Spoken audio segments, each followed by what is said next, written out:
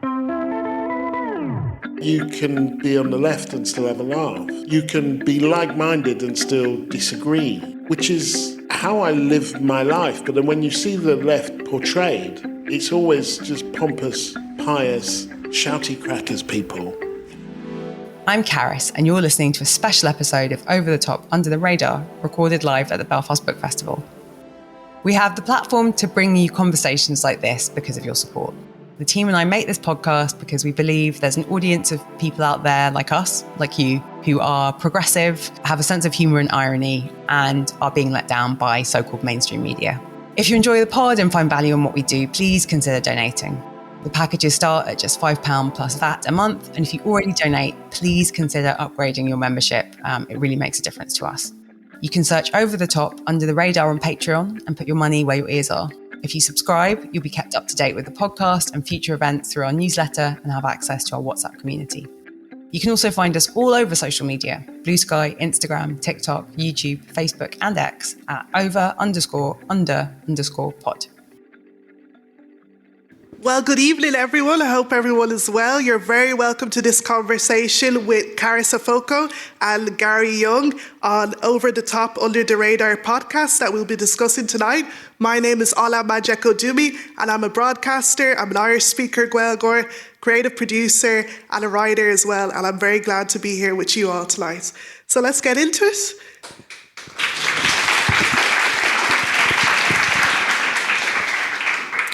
So before we start, I'd like to tell you a little more about our stellar speakers this evening. We have Gary Younge, who is an award-winning author, broadcaster, and professor of sociology at the University of Manchester, formerly a columnist at The Guardian. He has written 7 books, most recently Pigeonholed, Creative Freedom as an Act of Resistance, winner of the 2023 Orwell Prize for Journalism and the 2025 Robert B. Silvers Prize for Journalism. He has written for several publications and made radio and television documentaries on subjects ranging from gay marriage to Brexit. We also have Carys Afoko, who is a communication strategist, writer and activist. She co-founded Level Up, a UK-based feminist organisation campaigning for gender justice, and has advised several UK politicians, including Culture Secretary Lisa Nandy. In addition to her activism, Carys co-hosts the weekly current affairs podcast Over the Top, Under the Radar that we'll be discussing, alongside author and academic Gary Younge next to her, where they discuss overreported and underreported news stories. Her writing has appeared in publications like The Guardian, New Statesman and Prospect, where she covers topics ranging from social media regulation to gender equality.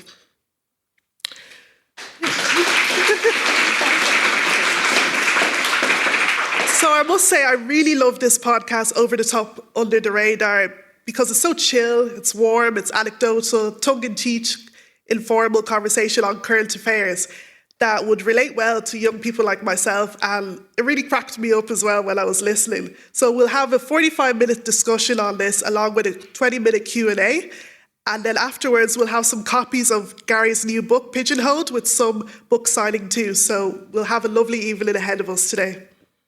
So I suppose my first question, if we just get stuck into it, is, and maybe a more obvious one, you launched Over the Top, Under the Radar podcast since 17th May last year, and congratulations on that as well. And I love the kind of reggae music intro that you have as well. But specifically, why did you decide to team up and do this now? Because we kind of live in a maybe oversaturated podcast society, don't we? Do you want to start that one, or shall I? Well, I mean, Gary famously, so we had, the true origin story of the podcast is we had an argument about Meghan Markle's Netflix documentary, which I won't rehash now, but I was right. And at the end of it, Gary was like, do you want to do a podcast? Which was not what I thought he was going to say. But I don't know, I mean, it is definitely a crowded marketplace. I think one of the nice things about the podcast is that I think we do something a bit different, and the fact it's built an audience, I think, does speak to the fact that whilst there are a lot of podcasts, they tend to be quite white, they tend to be quite serious, and there's a sense that if you're talking about politics, it sounds like a sort of fancy dinner party often. I don't know. Yeah, and I guess some context to that, Carys lives just up the road. We're neighbours. And this argument was, there were a bunch of people at dinner in my house. And it got quite heated, but funny. And it didn't take long to realise that everybody else at the table was just like, you two want it more. Do you know what I mean? just you go ahead. And my feeling was, the podcast, they're not just really white, they're really male. It's usually two blokes talking to each other about British politics from the centre or American politics from the centre. And so just rehashing news lines from News at 10 or wherever. It's like, and so the bit of the market that we wanted to occupy actually wasn't crowded at all. A man and a woman having a conversation from the left about politics where we weren't screaming at you, but we were just on the left. And so our assumptions about what was important and what was right were not the same as other people's. And I found this quite a lot during my career, that actually that field was wide open. Do you know what I mean? So when I was a columnist at The Guardian, they would be like, oh, what are you going to do this week? And I'll say, let's say I'm going to do Syria. And I'll be like, oh, well, Simon Jenkins is doing Syria. And I'll be like, there's not going to be a whole lot of overlap. Don't worry about it. Like, no shade on Simon Jenkins. It's just like we occupy different spaces. And what has the response generally been like with the podcast so far, do you think? It's been really nice. I mean, the bit I'm happiest about is someone called their daughter Carys, which I like to mention.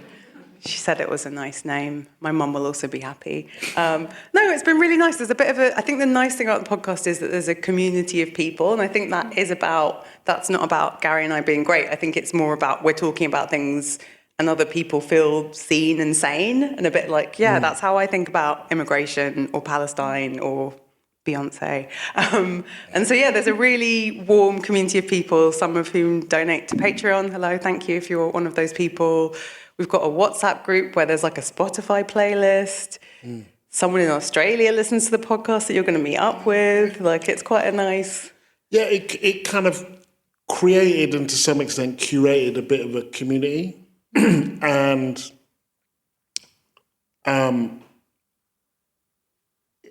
because it has been doing something which there wasn't much of, I'm not at all claiming any kind of genius here. It's just two people chatting, but it's two people chatting who you don't often hear from, and a viewpoint that's not often heard from. That in a period that we had the election, we've had the American election, we've had all the madness that's gone on in America, there were the summer riots, all of that stuff that kind of,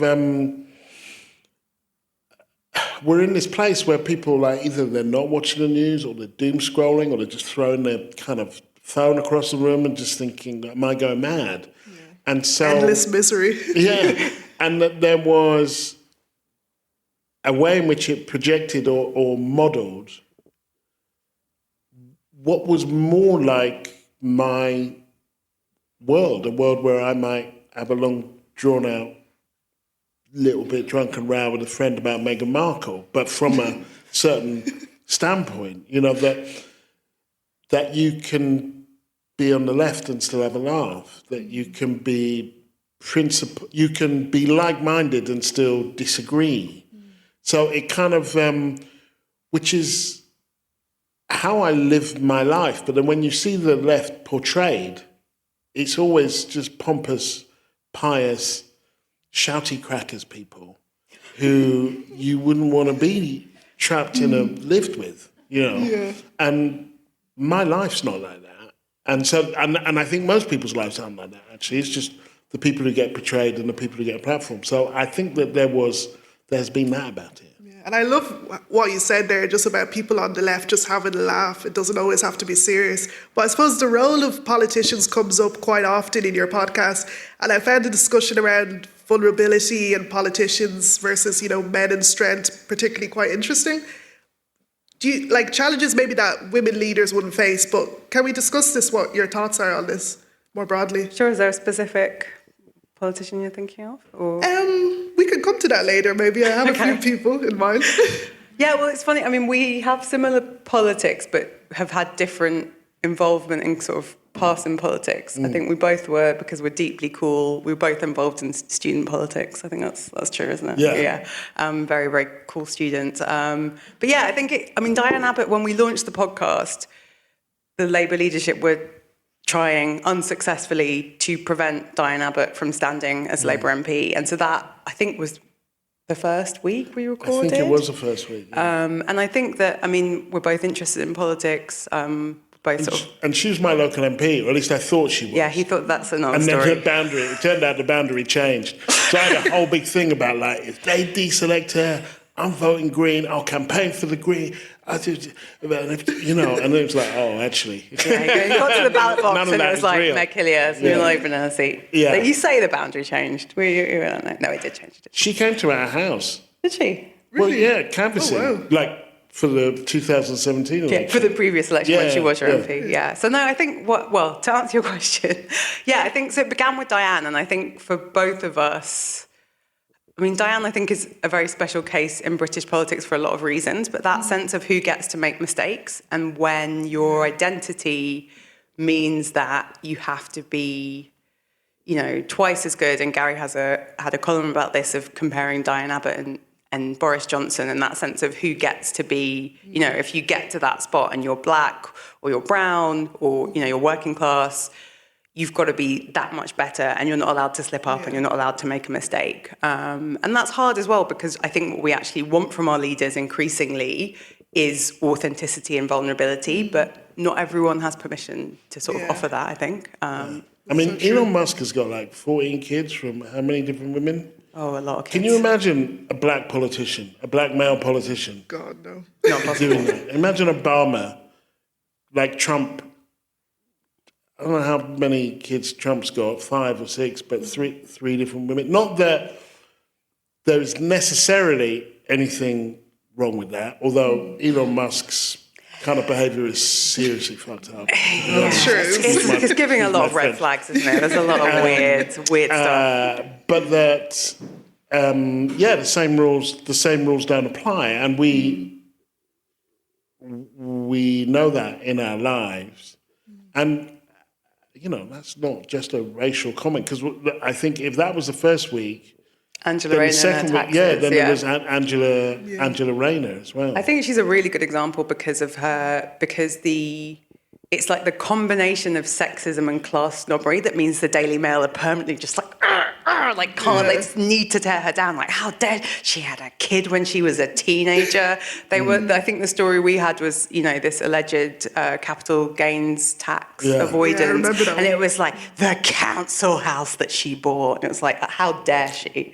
I think that sense of it isn't just race, although we talk a lot about race. But it is also that class identity, and for both of us, that's something we've experienced, and and the ways in which that snobbery. And I think another example is Boris Johnson, right, and the extent to which we accept this elite class of politicians if they're incredibly posh and have been to Eton and Oxford, and then they get this different standard, this carte blanche, this way to behave that Angela Rayner could never dare to. I don't see a world in which she could ever lead the Labour Party just because of the amount of misogyny and classism she faces. There was the other thing that I liked about the Angela Rayner story is that neither of us particularly like her.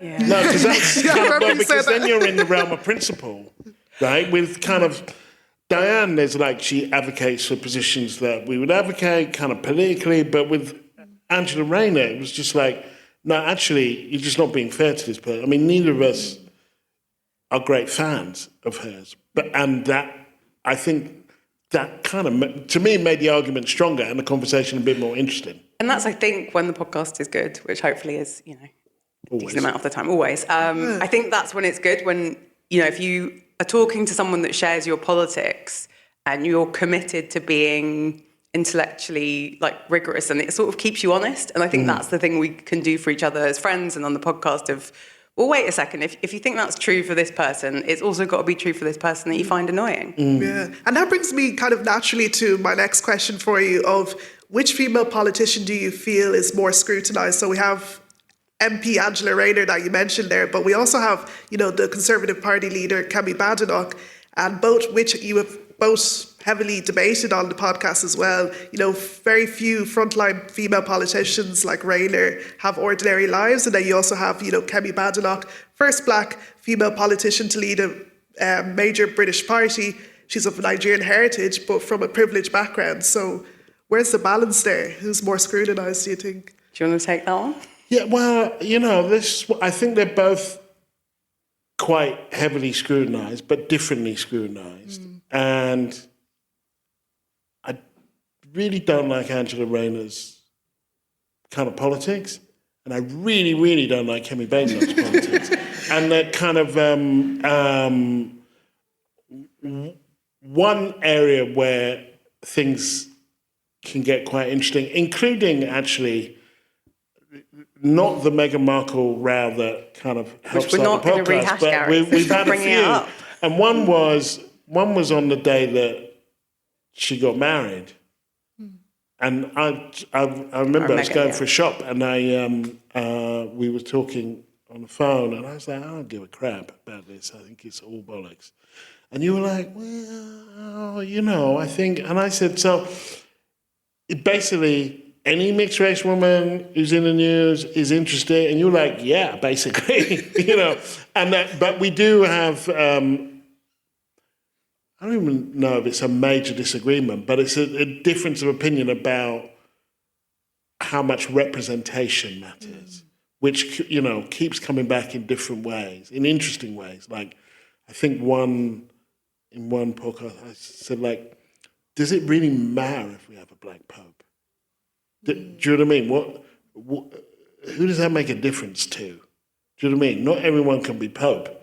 And chances are, but what about the representation of that, just seeing an African pope? Yeah, so I think representation is powerful. I think we're seeing that pushed to the limit with the Kemi Badenochs of the world, because it's like, how groundbreaking is this when this black woman is basically pulling the drawbridge up with her, is so anti-immigration, is so so I think we're definitely now kind of post-Obama era seeing the limitations of representation, but the reality is, and we aren't the same generation, but for so many people, just the visibility of seeing someone that looks like you in a position of power, whether it's cultural or political, I think still is meaningful. It's undermined when they open their mouth and kind of, throw you and yours under the bus. I think the question is, to me, is, well, it's meaningful, but what does it mean? Oh, look, I can deport people just like her. Do you know what I mean? I too can be a git. Then I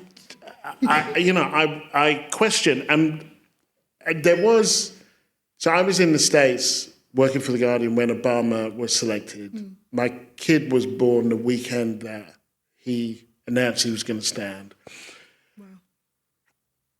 And people keep saying, this is going to be really good for your son.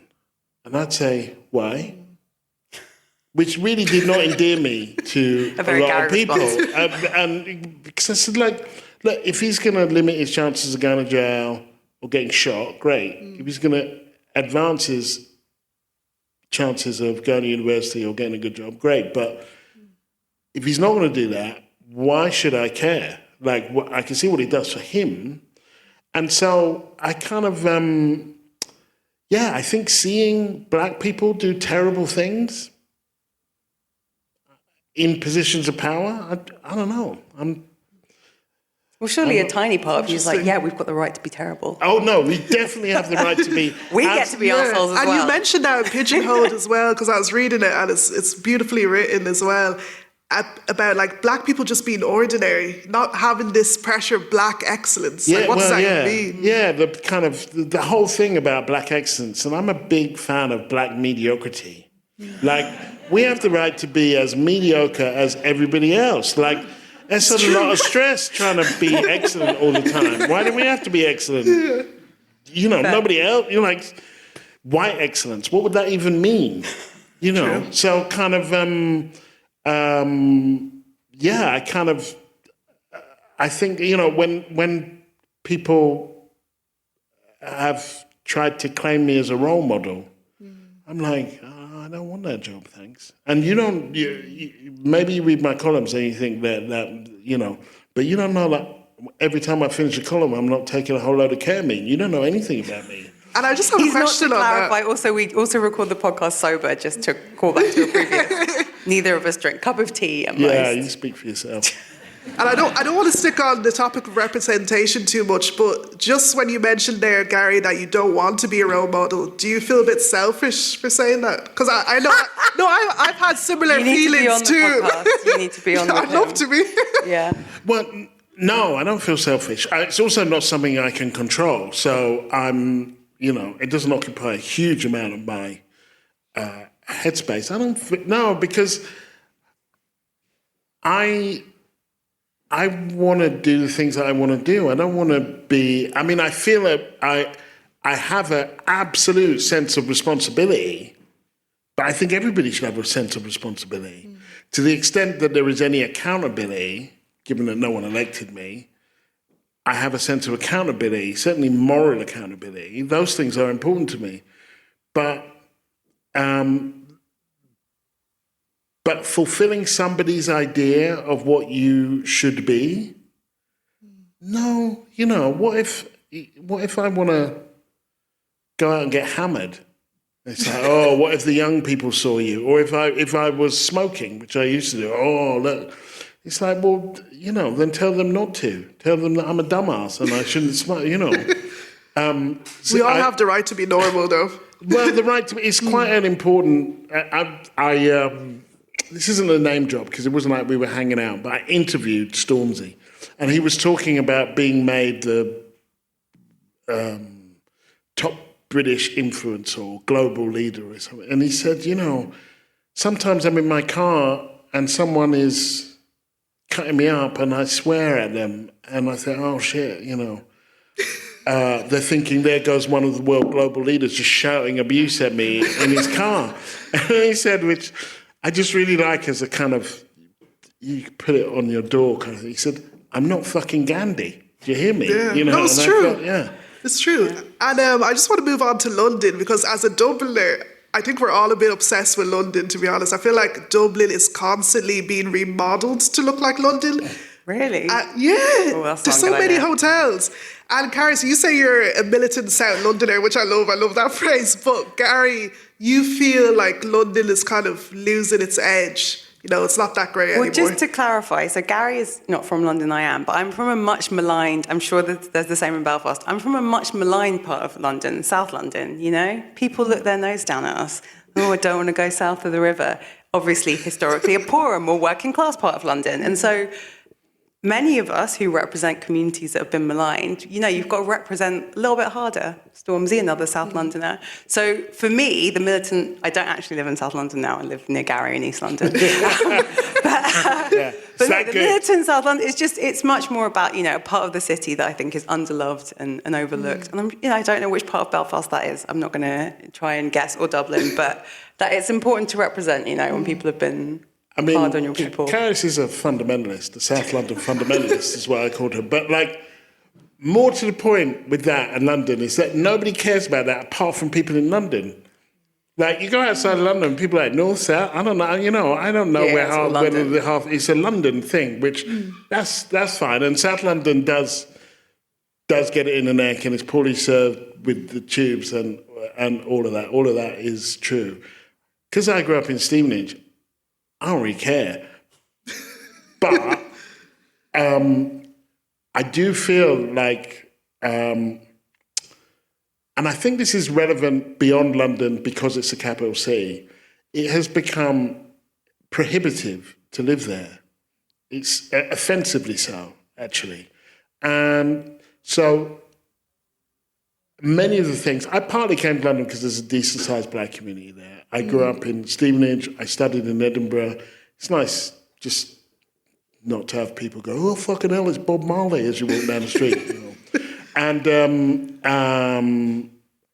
but all of the creativity, not all of it, but the creativity, the kind of the student scene, there were a range of things that were possible in London. Whereas now to kind of make it work, it kind of starts at like, I don't know, 45, 50 grand a year, I think, to kind of...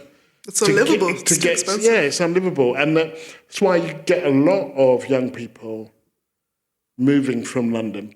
And I think overrepresented among them young black people to Berlin or... I love Berlin. Or Lisbon, where you can live and be cheaper and do the things that interest you. And, you know, I don't blame them. It's the same in Dublin, to be honest. A lot of young people are moving to Berlin.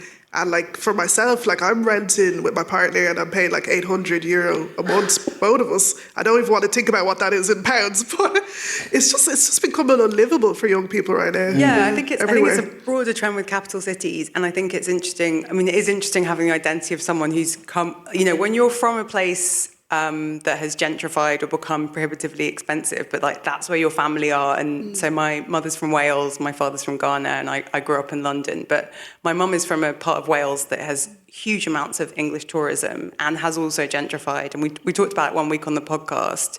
So what is it like to be from that place that has become expensive or has, you know, English people have holiday homes and fire pits, and like, what does it mean? There's a Welsh word, hraith. There's lots of Welsh words for home, but that sense of what does it mean for the people who are from those cities or towns and the people they love live there, their memories are there, and like, shouldn't there be a right to sort of stay? And I think in that sense, I mean, London is ridiculously expensive, like lots of big cities. People are less happy that live in London. It's a tough place to live, but it's also where I grew up, where my mum is, where my little brother is, where most of my friends are. And so it's also, what does it mean, you know, when that is your home and you don't want to leave? And I'm sure that's, you know, that's true of Dublin, true of lots of other big cities. Definitely. Like even for me, you know, growing up, you know, Dublin isn't very multicultural. I feel like Ireland as a whole is just starting to get there with our history. Like inward migration only started in Ireland in the late 90s. That's when my parents would have moved from Nigeria. And I remember going to Peckham for the first time. I was 10 years old. Blew your mind. With my mum. And I was like, am I in Africa right now? I never seen so many black people in one space. That was like an awakening for me. And it made me realize as well, I'm actually living in a place that's not that multicultural. And the effects that has on your psychology as a black person in Ireland, to be honest, difficult.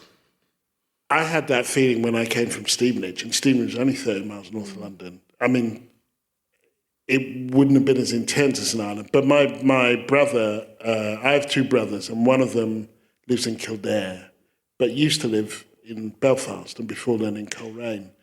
And he was talking to me about how when he first came to Dublin, rice was in the ethnic food section. And and that's kind of how other it was. And there was this kind of odd, friendly sort of solidarity. Solidarity would be too strong a word, but there was this sense which you get in the Roddy Doyle, in the commitments of the Dubliners and the Blacks of Europe and all the Blacks of Ireland and all of that. There was this kind of thin solidarity, and it was meaningful, but it's now clear kind of quite how thin it was, given the turn in terms of, you know, this thing, which I did mention on a podcast at one stage of the Ireland is full. So like, it's really not. No, you know, not at all. It's the one country in the West it had less people in it now than it did before the famine. Yeah. Like 5 million. But and I don't want to fetishize this too much, because people often have experiences and don't make particularly intelligent conclusions about them.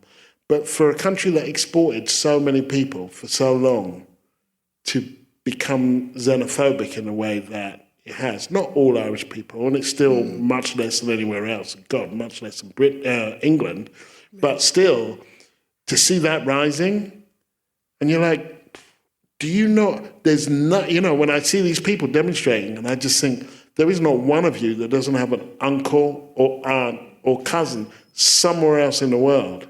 What the hell do you think you're doing? Well, I think that's also, and we'll probably get to Ballymena, but I think that's also why it's interesting. I think Ireland is an example of how these far-right narratives that are not only being spread on social media, but it becomes an absurdity, right? These memes and tropes that are sort of copied and pasted to every country. So then it's like, oh, well, England's full, Spain's full, it's Ireland's full. It's like, it's not full. And I think that I think we are going to talk about Ballymena, but that's sort of the weird, that there's this same flavour or sort of shape to all of the racism, regardless of national context. It's so mind-boggling. Yeah, like we've started talking about DEI.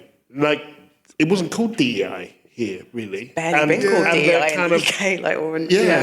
Especially after George Floyd as well. I was doing an event in Italy, and they were like, do you think Europe will follow America? And I was like, well, they didn't follow it into diversity. So the chances, most of Europe couldn't get any less diverse than it is now in terms of promoting people. But wasn't it a case in, Lincolnshire Reform one, and they go, we're going to get rid of DEI. They didn't have anybody working on bloody DEI. There was no one for them to fire. It was mental. So that kind of, and it's not just Ireland either. Italy, Greece, Italy...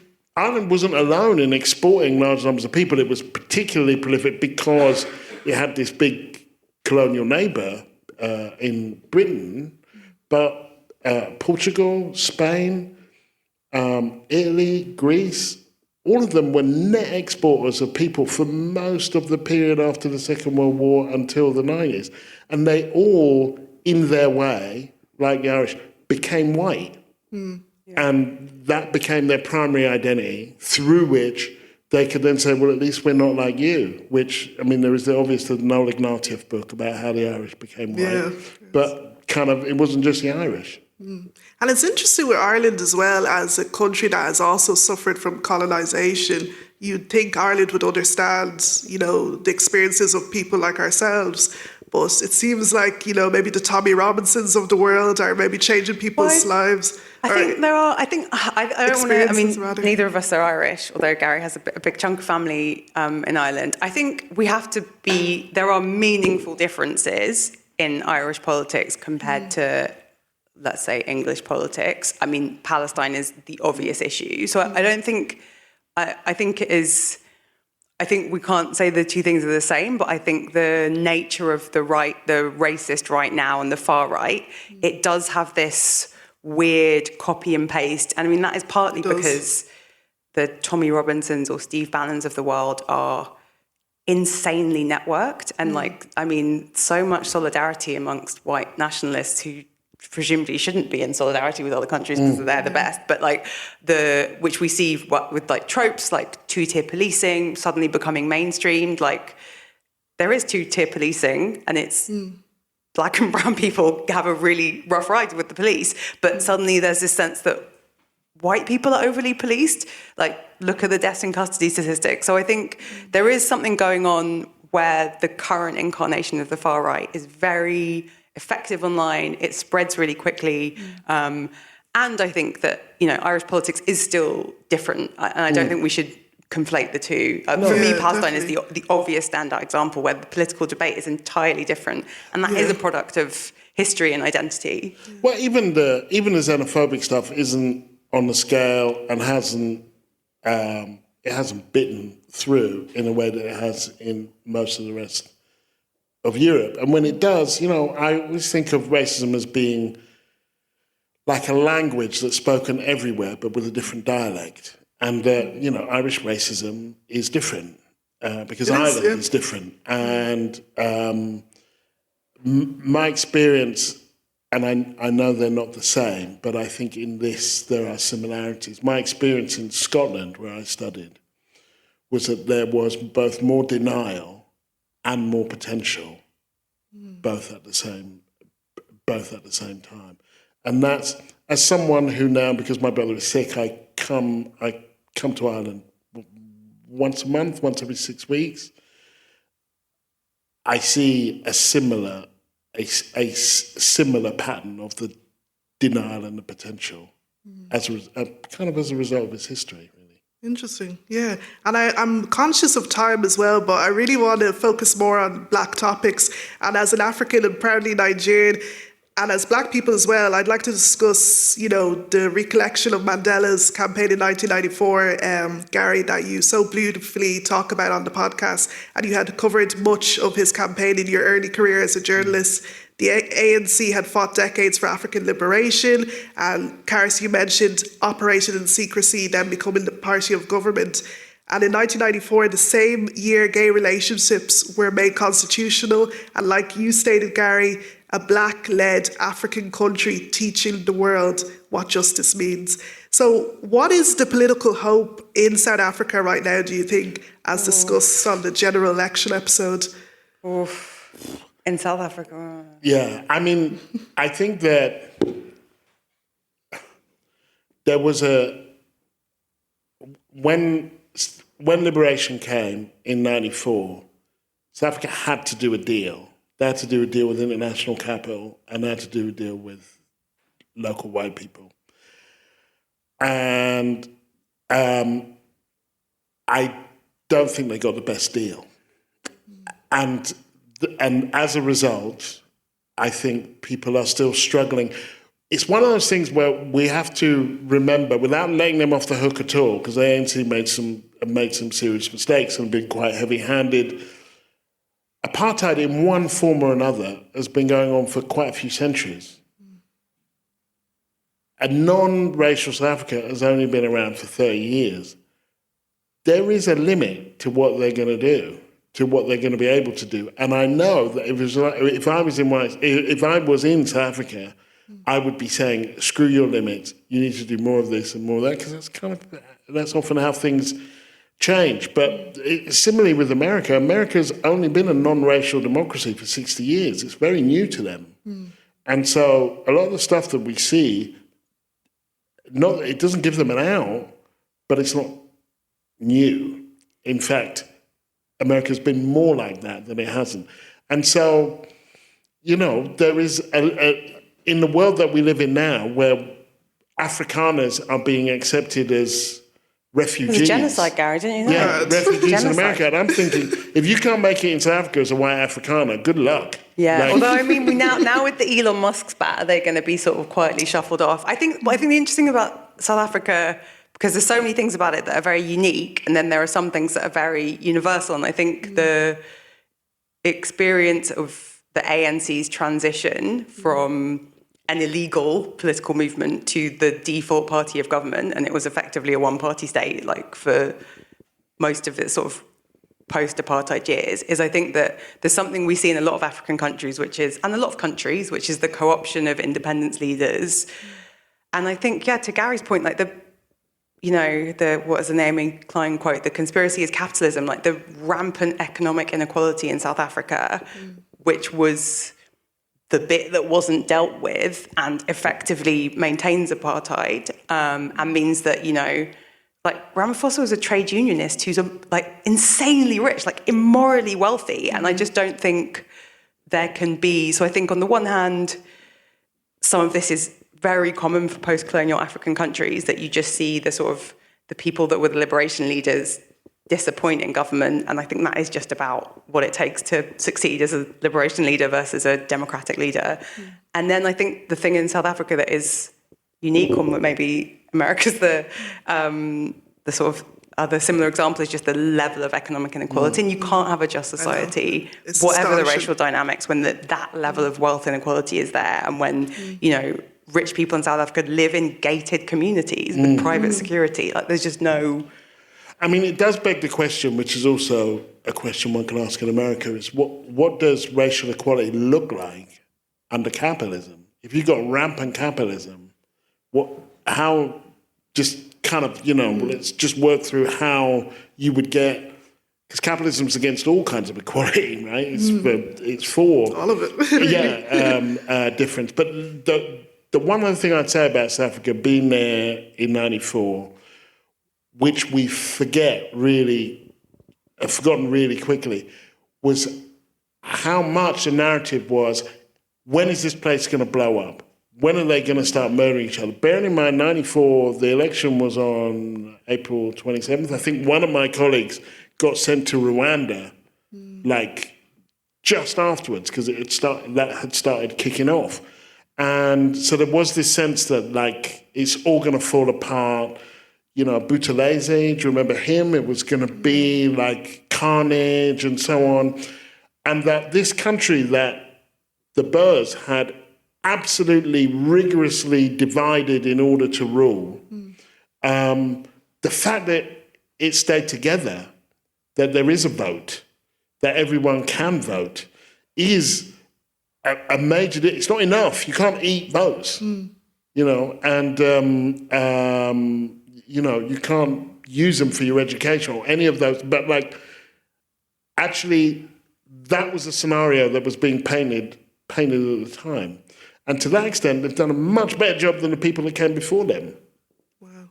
And just sticking on that topic, you know, being black and the burden of representation as well, that you talk about in your new book, Pigeonholed, Gary, which I can really affiliate with my own work as well. Would you mind doing a short reading for us from it? Sure. You got it with you? Here's one I prepared. Oh, you have it right there. This is Gary's secret book that I turned up his house and there was just a stack of printed books. We talk to each other every single week and I'm like, you've written a book. He also didn't tell his wife, so I was less offended. Okay. So a little bit of background, which is that the book is about the challenges of being a writer from an underrepresented group. In my case, being black and working class, but it could be any identity where there aren't a lot of people, and the challenges that you have in terms of, for example, at The Guardian, I had people say, and this isn't a story about The Guardian at all, don't write about race, you will get pigeonholed. Or you can only write about race, that's all we want you for. So all of that, and then pressure from black people, which was a different kind of pressure, and a pressure that I appreciate actually, of people saying, what are you doing that for? Why are you doing more of this? You know, why did your paper publish this? We want to read more about that. And the bit that I'm going to read is trying to kind of break down the way in which some of my black colleagues who had got on, how they would try and dodge this question. So here it is. There is one script that emerges from non-white people more commonly than others. A form of words from people I often respect that seeks to pass the challenge and chart a way through it, but I think leaves them in much the same place as they started. They say, I don't think of myself as a black writer, but as a writer who happens to be black. Now, I understand what they mean. They don't wish to be limited by the racist imaginations of others. Their race is an element of who they are, which they can't help, and may well have no interest in. Non-fiction writing or journalism is what they do, and they'd rather be judged by that. So it makes sense as far as it goes. Broadly speaking, I respect the sentiment that it underpins. But there are three main problems with it. The first is a matter of fact. I am a black writer. So are they. That's not all I am. My race doesn't define me, but it does accurately describe me. And one has to wonder what is so problematic about that category that one would want to be in flight from it. Which brings me to my second point. What does it really mean to say that you're a writer who happens to be black? It's sophistry wrapped in a truism. We all happen to be any number of things that we are born with, short or blue-eyed or ginger-haired, long-limbed, and so on. But being black is consequential in ways that those other traits aren't. Clearly, the fact of it is an issue of chance. But what happens to people who are black is not an issue of chance at all.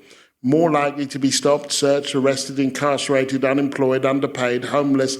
These things don't just happen to people who look like me. In the West, people happen to be black in the same way people happen to be female in Saudi Arabia Roma in Eastern Europe, or Tutsi in Rwanda. Identities in places where the thing you happen to be has a huge impact on your life chances. Put more succinctly, in this time and this place, being black is not an insignificant fact of life, and that makes the black in black writer a consequential adjective. That's why we never hear a white writer say that they don't think of themselves as a white writer, but as a writer who happens to be white. It wouldn't make sense, because whatever limitations exist when it comes to writing, and there are many, being white isn't one of them. And that brings us to the third point. It matters what you think of yourself as. Of course it does. Self-definition is absolutely fundamental to our agency and self-worth. Nobody has the right to tell you who you are. But that definition does not exist in a vacuum. It's shaped by circumstance and maybe sharpened by crisis. We have a choice about the identities to which we recognize, elevate, and honor. But at specific moments, those identities may choose us. We needn't succumb to others' definitions. Indeed, it's important that we don't, but we do have to contend with them. Thank you so much, Carys Afoko and Gary Younge, everyone. Round of applause, please.